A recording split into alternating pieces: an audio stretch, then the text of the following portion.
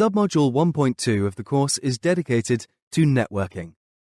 In this submodule, we will cover what is networking, how can networking benefit your organization, how to map your network and what tools to use. We will provide you with some tips for effective networking. We will give you some examples of how to use social media for networking. And lastly, we will mention how you can maintain a good network. The central learnings of this submodule are 1. NGOs face the twin dilemma of how to build capacity and skills internally and how to ensure trust and accountability externally. 2. Networking can help resolve these challenges by utilizing the skills and knowledge resources within NGOs' networks. 3. In order to identify relevant stakeholders, it is useful to use different methods to map your network. 4. Social media can also be useful for networking, but whenever possible, it's better to meet face-to-face. 5. Your network is your net worth, meaning your ability to build strong relationships can be one of your most valuable assets. 6. It's important to maintain your network through frequent communication, organizing meeting points, and starting up common initiatives. In the previous submodule, Developing Your Organization's Strategy, we briefly covered the characteristics of NGOs and what kind of a role they have in society. However, in order to fulfill their purpose, NGOs have to find solutions to a twin dilemma. First of all, how to build their capacity and skills internally, and second, how to ensure and enable trust and accountability externally. A solution for these problems can be networking. And in the course of this submodule, we'll explain how. Networking is the intentional interaction with others in order to widen your circle of acquaintances, establish mutually beneficial relationships, exchange information and ideas, and find new opportunities. You can choose to network with organizations and individuals who have similar interests or field of work as you, but it is not a must. Remember to keep an open eye and an open mind to a variety of stakeholders, as these relationships might benefit your organization in the future. How can networking benefit your organization? Networking enables you to share knowledge, best practices and tips, and learn from other people's experiences. And it allows you to stay up to date with recent trends or new regulations. It also boosts your creativity and innovation, because the frequent exchange of knowledge and experience can inspire new project ideas and initiatives. Additionally, it can aid you in problem solving, because through networking you might be able to tap into the knowledge resources or skill sets of other stakeholders. Networking can also help you attract new members and volunteers for your organization or potential donors. What is more, meeting individuals and other organizations and forming new contacts will enhance your visibility and build your credibility in the local community. In addition, networking is the first step to forming new partnerships, which can allow you to scale up your activities and confront challenges in your community without having to enlarge your formal structure. We've seen the benefits of networking for your NGO, but there are two other important aspects of networking you should be aware of. Networking is often an informal, not an institutionalized undertaking, and it is achieved through individual staff members. So if the networking person is absent, the link might be broken.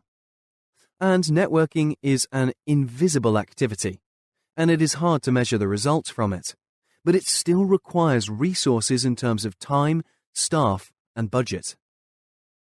Networking may sound like a lot of hard work, but often it is about recognizing the networks and connections that are already available to you, and then finding a way to utilize them. You may have heard of the theory of 6 degrees of separation, which states that any inhabitant of the Earth could meet anyone in the world with a maximum of 6 or fewer connections between them and another person, be it through acquaintances, friends, or members of their family. With this theory, we can get to any person on the planet through no more than 5 intermediaries. For example, imagine that you want to meet an important local politician in your area to pitch them an idea you have about your city's youth centre. And maybe you have a friend whose father works in a local radio station as a technician, and he is good friends with the radio host, who has interviewed many local politicians, including the one you want to reach. In this case, you needed 4 connections. Mapping out your network will help you become aware of the different actors in your professional and social environment. This approach includes visualizing relevant organizations and key persons and deciding which stakeholders you would like to re-establish a relationship with. To begin mapping your network, think about in which areas of your life you meet new people. At work, university, or even at a local book club. Note down as many areas on a piece of paper as you can think of. Then, look even further away and be specific about each area. Did you go to different schools or do you have several workplaces? Next, start to think about the people close to you in each area and add 3 attributes to their name. Think about their interests and professional skills. Information like has lived in Dubai can be relevant alongside IT specialist. You can do the same for organizations or businesses that you have worked with.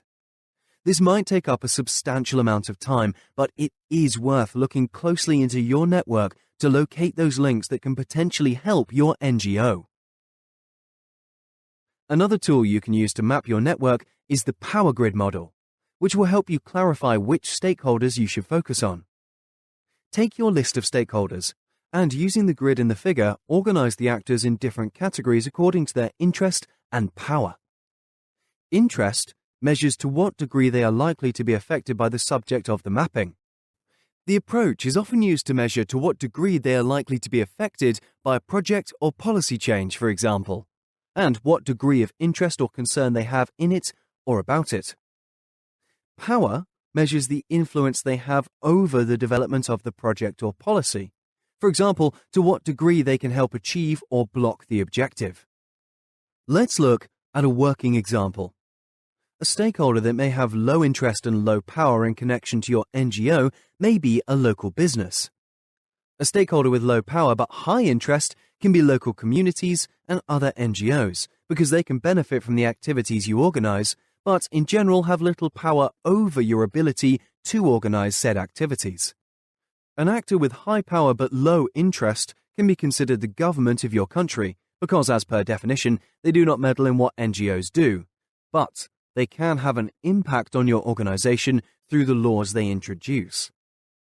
And finally, stakeholders with high power and high interest can be donors and local decision makers, as they provide funding for your projects and set the rules and regulations for what your organization can or cannot do. Using this power grid, you can identify what kind of a relationship you should maintain with each category of stakeholders. For example, the low power and low interest actors you want to monitor, inform them via general communication about what you're doing, e.g. a brochure. The low power and high interest you should keep informed. Try to show consideration. Keep them informed and consult them on their interest areas. They can potentially become your supporters or ambassadors. The low interest and high power you should keep satisfied. Inform them of what you do and occasionally engage and consult with them. The high power and high interest actors are your key stakeholders. Them you should manage closely. Focus your efforts on this group, engage and consult with them regularly, and maintain a good relationship with them. Now that you have identified who your stakeholders are, we would like to share with you some useful tips on how to effectively network and build professional relationships. 1. First of all, consider attending networking events. While almost any activity or event can serve as a networking opportunity, try to identify the large relevant events in your local community where you can meet a lot of stakeholders. 2. Get social in your off hours. Just because you're off the clock doesn't mean it's time to stop networking. If you want to expand your reach, make an effort to chat with people from any clubs, associations, or classes that you attend. 3. Ask people questions. Listen and engage with them. This is the fastest way to develop rapport with someone and the best way to determine if there's someone who you would like to work with. 4. Know your worth. You should be able to articulate what it is you do in a short but understandable manner. Take time to create your mission and vision statements that convey what you do for whom you do it, and what are the goals of your organization. 5. Find a reason to follow up. Making connections is only half the work. You also have to take steps to keep the relationship going. Strive to reach out to your contacts a few times a year. You can forward a relevant article, invite them to an event, or just send them a friendly note during the holidays. 6. Don't be afraid to ask for what you want. If you want your networking efforts to be a success, you have to be bold enough to ask for assistance. 7. Be generous about sharing knowledge, connections, and leads. You'll be remembered for your help, and you will build trust with your connections. 8. Don't spread yourself too thin. Networking is about cultivating relationships. You're not going to be able to do that if you're trying to connect with a dozen different stakeholders at the same time. The creation and expansion of social media have greatly contributed to the interconnectedness of individuals around the globe, and is one of the reasons for the small world phenomenon to occur. Therefore, social media can also be a very useful tool for networking. Whenever possible, we recommend you meet people face to face. However, social media platforms can come in handy whenever a physical meeting is not possible or feasible. Platforms such as Facebook, LinkedIn, and Twitter have groups and discussion areas, which you can engage with and connect with people with similar interests or a potential new target group. A very simple example is internationals in Denmark have their own Facebook pages, where they share tips and experiences about life in Denmark. If you're looking to create an event for this target group, then you can join these groups and share useful and relevant information about your event. Another way to use social media is by simply connecting with potential stakeholders directly. Be transparent and let them know why you'd like to connect with them. If you have a specific idea you want to put forth, describe it briefly and provide your contact details, so if the person is interested, they can reach you at any time. If you want to go a step further in utilizing your social media channels, there are also a variety of tools and software you can use for network analysis and visualization, some of which are Kumu, Socialab, and Gephi, which use input from social media pages to create visual graphs of your contacts and the categories they fall in. Using these tools can help you identify different clusters and sub-communities among your network and identify key persons or groups who can become bridges. They can introduce you to new social groups and audiences. Remember that your social capital, or in other words, your ability to build a network of authentic personal and professional relationships, is one of your most important assets. Seeking out and working in collaboration with others will increase the capacities and competencies of your organization, which will enable you to reach a higher level of success than you would on your own. After you have accumulated many different connections, you might want to maintain this network of stakeholders in order to keep the relationships active and mutually beneficial. We have summarized some advice on how to achieve this in 5 points. 1. Firstly, remember to keep the communication active. Give information about current activities and challenges, and update about recent projects and initiatives. 2. Secondly, show interest. Phone or email your contacts to learn about what they're doing and visit their activities and events. Thirdly, organize meeting points. Meet people personally, invite them to a conference, or organize a seminar or a social gathering. 4. Next, create common actions and activities. Involve stakeholders in your projects from the planning stage to the evaluation. 5. And lastly, remember that partnership is a mutual transaction. And while you expect help and involvement on behalf of your connections, you should be prepared to do the same for them. The last tip from us is many countries have established networks or coalitions of NGOs. So locate the one in your country and see what kind of support they offer to local organizations. Other places to look are the Salto Youth Platform or Forus, previously known as the International Forum of National NGO Platforms. Salto Youth is a network of 7 resource centres working on European priority areas within the youth field, while Forus is a vibrant global network of national NGO platforms and regional coalitions. Now that we've reached the end of this submodule, let us summarize its central learnings.